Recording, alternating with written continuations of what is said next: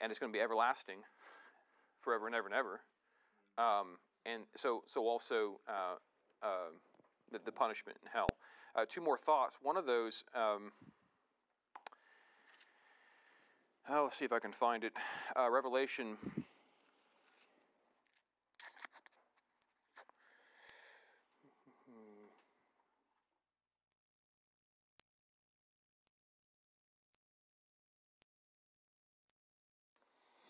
I want to make sure I get it right.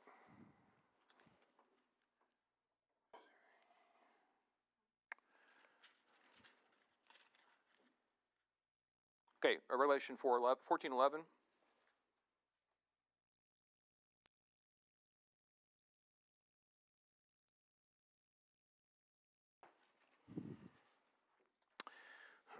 And I'll begin in verse 9.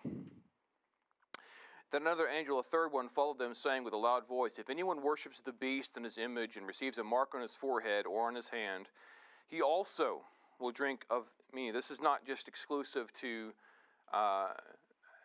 however you understand those who worship the beast. John would have been applying this to those who capitulate to Rome and worship the emperor and get the mark that, Caesar is Lord, I'll throw the incense on there and deny Christ.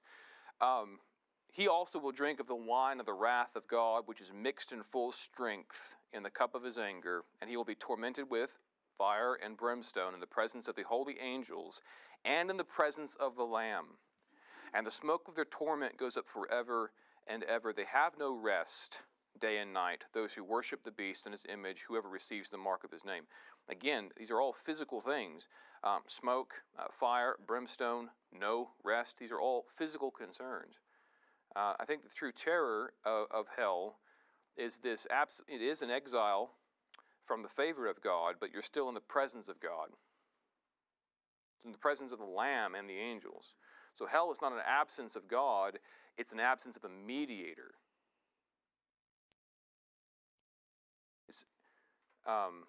David and I were talking about this the other day, but the only difference between heaven and hell is a mediator. When you're in the presence of God and you have the mediator Christ, it is good, it is blessed, it is acceptance, it is joy everlasting. When you're in the presence of God without a mediator, that's hell. And it's in the presence of the Lamb, in the presence of the angels, forever and ever and ever. Now, so that's a difficult thing. We don't want to be flippant with that, and I think it has been made to be flippant, and I think it's been misused, and all those kinds of things. But I forget who said it, but it struck home to me that we shouldn't dare pretend to be more compassionate than God. We shouldn't dare pretend that we are more compassionate and we are more merciful than God because we don't want to talk about hell. That's a terrible thought, that we pretend that we're more compassionate than God is. And there's no one more compassionate, long-suffering, and merciful than God. But then we pretend like we are because we're not going to talk about hell and we don't want to, It's sort of like what we just read in 1 Corinthians, where they said, well, we're going to kind of just let this go. We're going to be more tolerant than God. And he says that's arrogance. And so if we deny the doctrine of hell, that also is arrogant to say that we up on God regarding that. Yeah, I think you're right. Absolutely.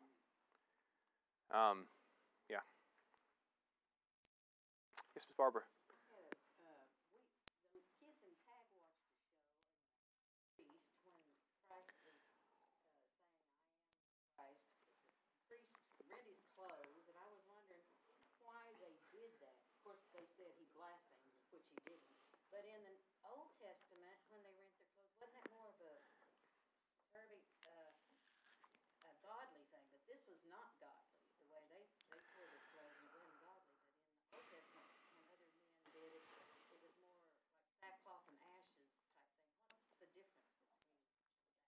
Why'd they rent the clothes?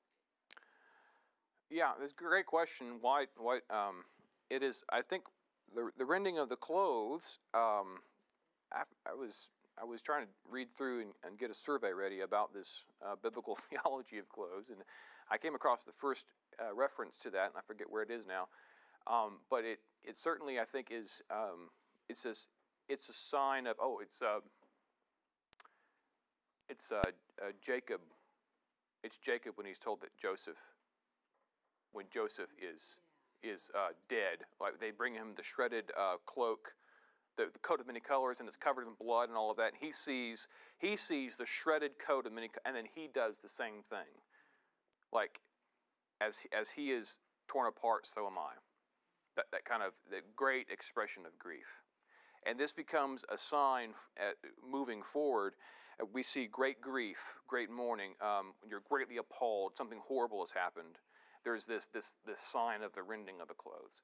And so the high priest was appalled that Jesus said what he said, because he's so thoroughly opposed to Jesus and can't abide what's going on. Sometimes it was done for show, kind of stir people up, whip the crowd into a frenzy. But but he was trying to show how righteous and pious he was. Really wrong to do it. Well, I don't think it was wrong for them to do it. I would think it was just an expression of just how terrible it was.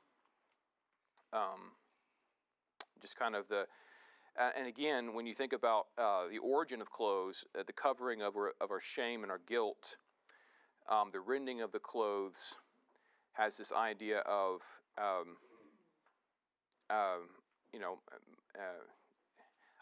we're exposed in our great shame and our great emotion coming through. There's nothing that can hide the ignominy of what just happened, and so there's this rending of the clothes.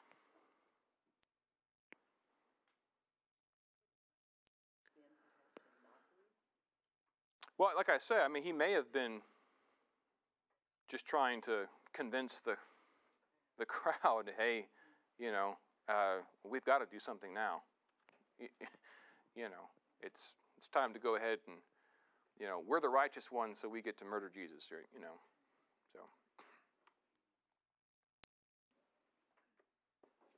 Yes, James.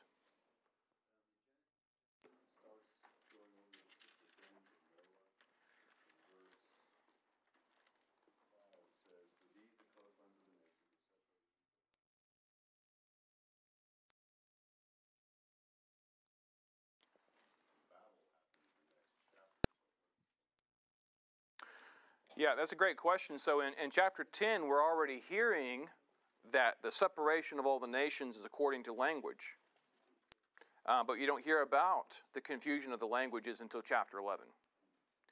And so in that case, chapter 10 is kind of an overview, and it even introduces some ideas. How did this happen? You read chapter 10, well, how did that all happen? Then chapter 11 explains. Yeah, it's kind of setting you up for the story. And it's also, I think, a passage that Paul brings up when he's preaching at the Areopagus in Athens in Acts 17. That God put all the different people by their languages throughout all the world.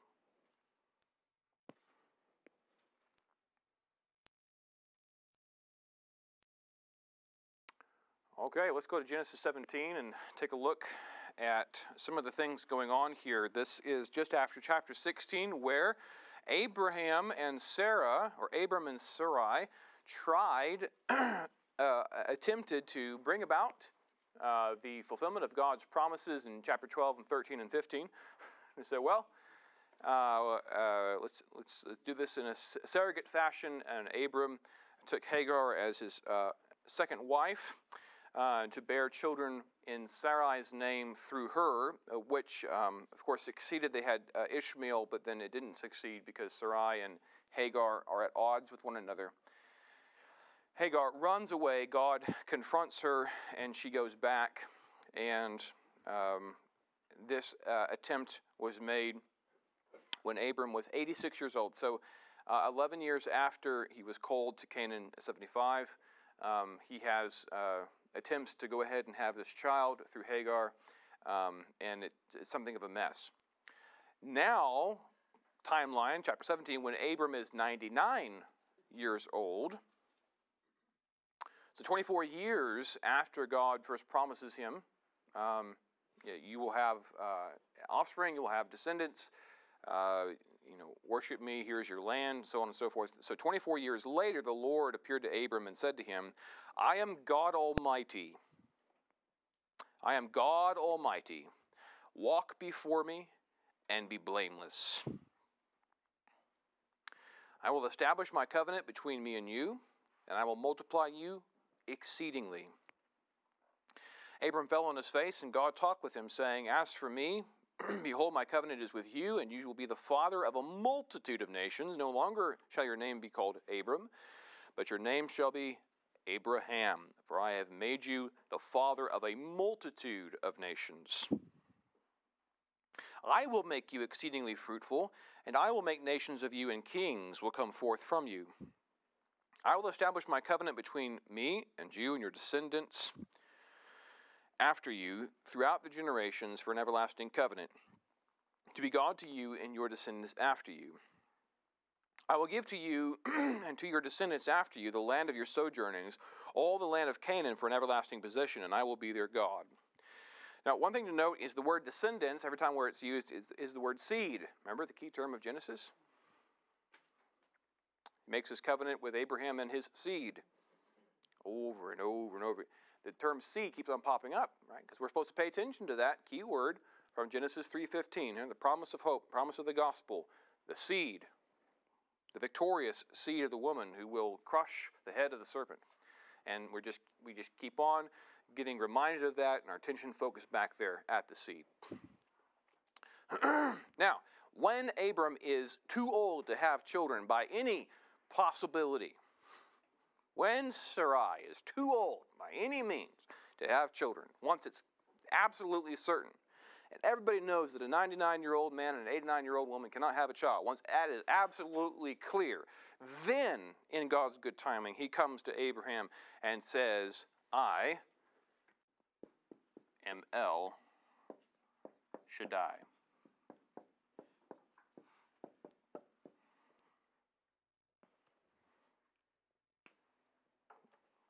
He appeared to Hagar, El Roi, God who sees.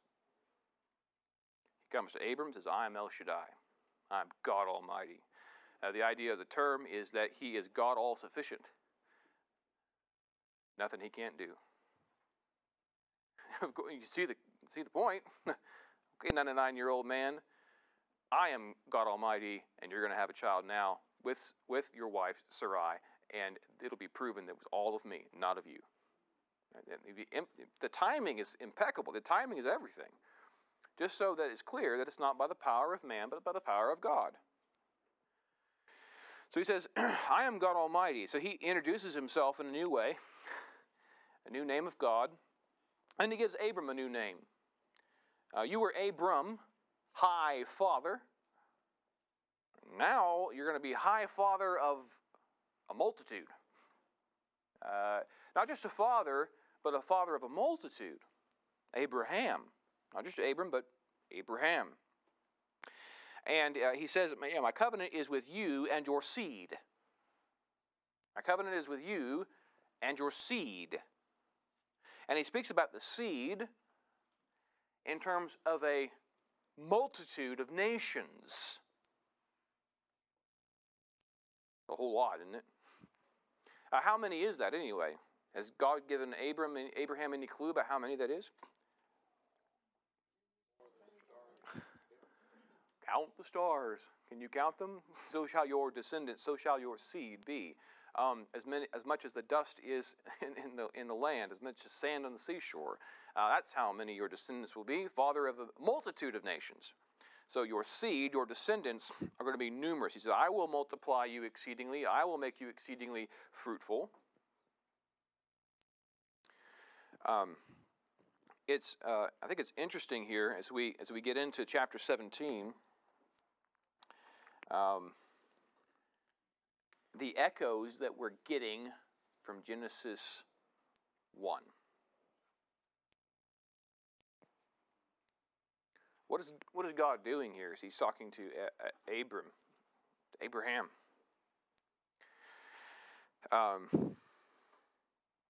You notice any terms in verses 1 through 6 that pop up in Genesis 1 when God talks to Adam and Eve, talks about humanity, Adam and Eve?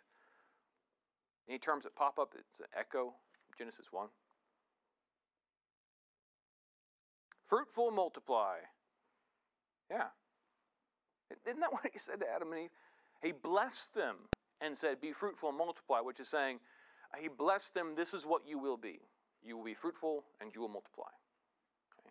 This is who you are meant to be. And you're supposed to, the idea is that they would fill the earth full of his image, full of his glory. Be fruitful and multiply. And here God's saying it again. He's saying it to Abraham. And by extension, he's saying it to Sarai, which changes her name to Sarah. Both names mean princess. She's got a royal name. And Abraham has a royal name too, high father of a multitude. Okay, he's got a royal name as well.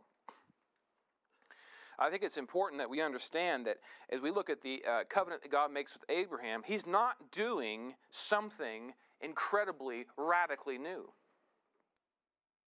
This is not something that is ex nihilo, like creation, out of nothing. This isn't a covenant, an agreement, and a way of him dealing with Abraham and Sarah and their descendants that is absolutely new. This is an extension of what he began with Adam and Eve.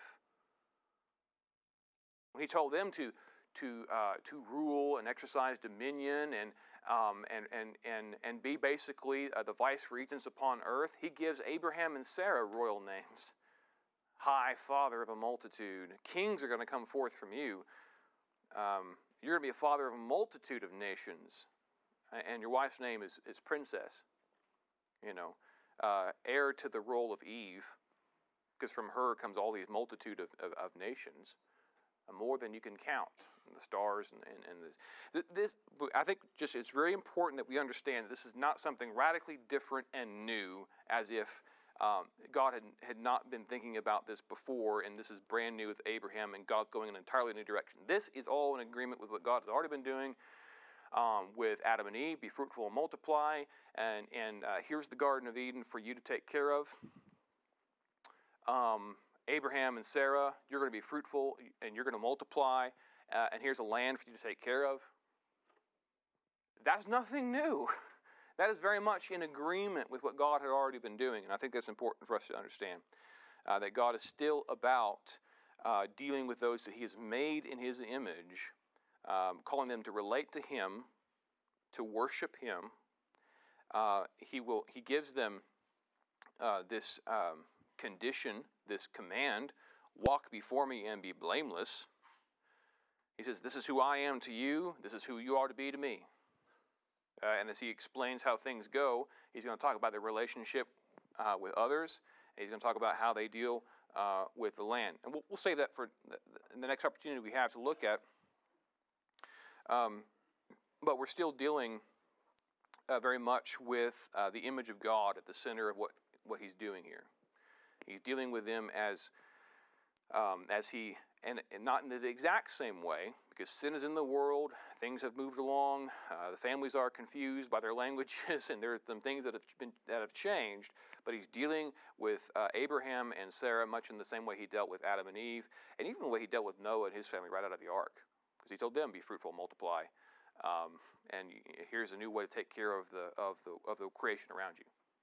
I mean, so this is nothing radically new, and we have to be thinking about, as we move forward in Genesis 17, how God is extending his original designs for creation and with Adam and Eve into this arrangement that he makes with Abraham and Sarah and their descendants. Okay. So that's where we'll leave it. And I just want to say, really enjoyed our time of fellowship today. Really experienced the joy of the Lord today. Hope you have too. Let's close by singing the doxology. Praise God from whom all